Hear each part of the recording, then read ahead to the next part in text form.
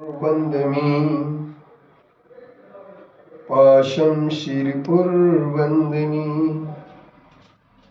पार्श्वनाथ शिरपुर के बंधु पार्श्वनाथ शिरपुर के बंधु पत्रं यत्र विहायसि प्रविपुले स्थातुं क्षणं नाक्षमम् तत्रस्ते गुणरत्नरोहणगिरि यो देवदेवो महान् चित्रं नात्र करोति कस्य मनसा द्रष्टा पुरे श्रीपुरे सश्रीपार्श्वजिनेश्वरो विजयते दिग्वासिषां शासनम् पत्रटिके न जहाँ अधर्म गुणरत्नों का गिरिवर हो कितना विस्मय किसे नहीं हो चलो देख लो सिरपुर को देवों के भी देव पार्श्वजिन अंतरिक्ष में शांत रहे युगों युगों तक दिगंबरों का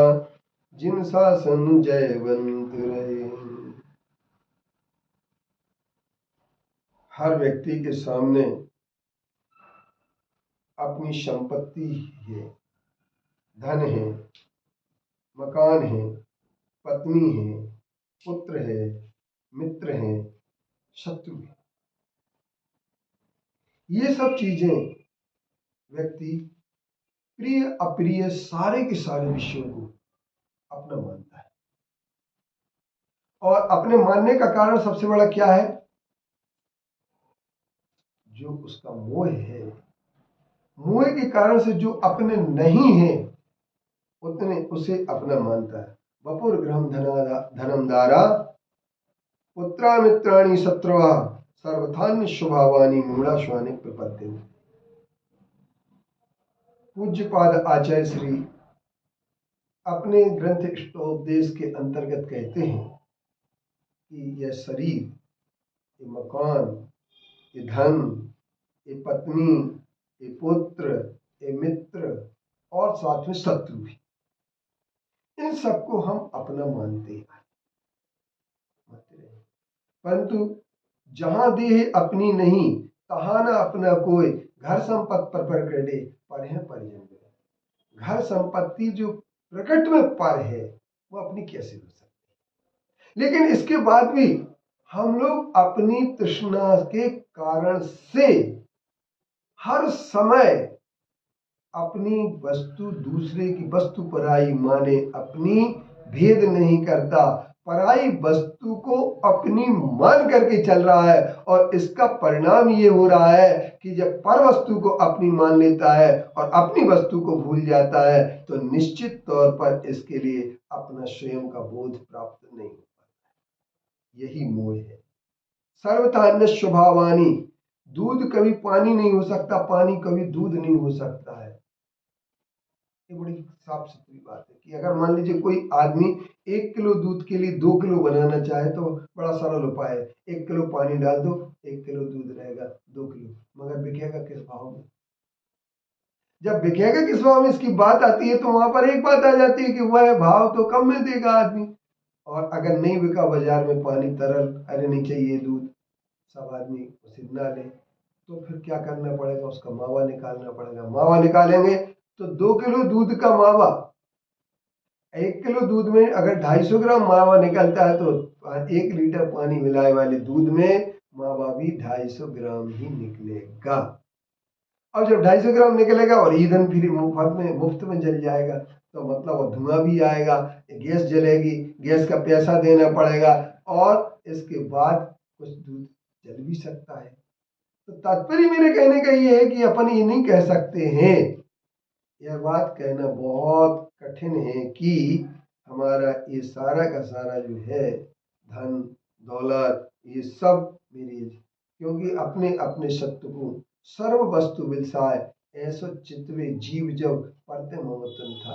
अपनी अपनी सत्ता सबकी अलग अलग, एक द्रव्य की सत्ता दूसरे द्रव्य में जा नहीं सकती है। तो जल पाए जिये तन मेला पे भिन्न भिन्न नहीं वेला, तो प्रगट जुदे धन धामा क्यों है एक मिल सुतरामा। तो हम ये कह सकते हैं ये सब आपके नहीं हो सकते हैं। न आपका पंथ हो सकता, न आप किसी संप्रदाय के हो सकते, न आपका, जहाँ शरीर ही नहीं है वहां शरीर की जाति होती है, शरीर का पंथ होता है। आत्मा की न जाति होती है न आत्मा का पंथ होता है। अगर होता है तो सिर्फ सिर्फ अपना। इसलिए अपने के लिए हमें समझने की आवश्यकता है, और अपने लिए जब समझेंगे तो निश्चित तौर पर एक ध्यान रखना।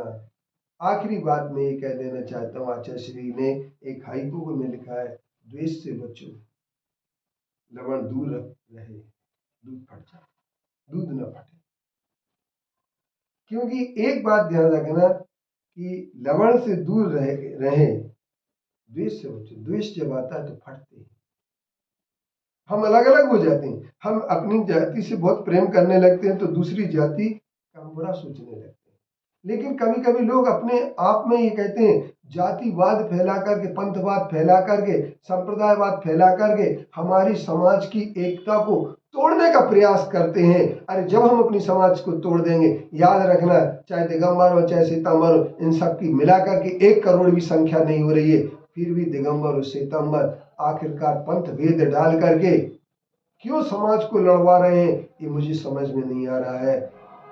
तो हम ये कह सकते हैं, कुछ लोग कहेंगे आप भी उसमें सम्मिलित हैं, पर मैं सम्मिलित इसलिए नहीं हूँ, मैं संस्कृति की रक्षा करना चाहता हूँ। और संस्कृति की रक्षा इस बात में होगी कि हम लोग अपने द्वेष को बाहर कर दें तो हमारी कोई झगड़ा नहीं होगा। हम लालच को दूर कर दें, हम छापल कपट करना दूर कर दें तो पक्की एकता और सही एकता आएगी। यदि सही एकता चाहते हैं तो हमारे ऊपर ऊपर की एकता कोई काम की नहीं होगी।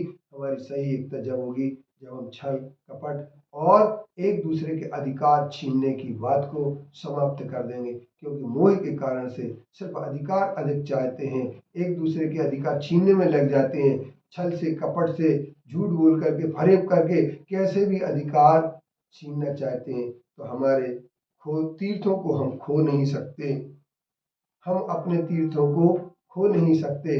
इसलिए हम उस बात के लिए आज भी कह रहे हैं कि हमें द्वेष नहीं, द्वेष से हमें कोई कार्य नहीं करना है।